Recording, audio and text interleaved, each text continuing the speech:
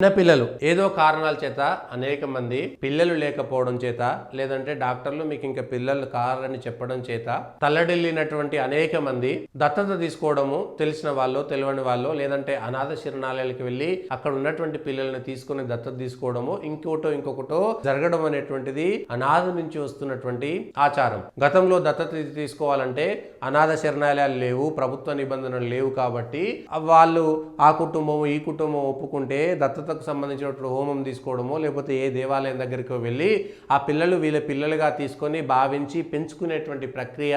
సాగుతుండేది. గతంలో ఈ కుటుంబాలు బాంధవ్యాలు అనేకం ఉండేవి కాబట్టి తెచ్చుకున్నటువంటి సాదుకున్నటువంటి లేదా దత్తత తీసుకున్నటువంటి పిల్లల విషయంలో కూడా ఏదైనా తప్పు జరిగితే పిల్లలు పెద్దలు లేకపోతే ఇరుగు పొరుగు వాళ్ళ బంధువులందరూ కూడా లేదు దత్తత తీసుకున్నందుకు బాగా చూసుకోవాలని ఆ భయమో ప్రేమనో ఏదో రకంగా వాళ్ళు తీసుకునేటువంటి వాళ్ళు.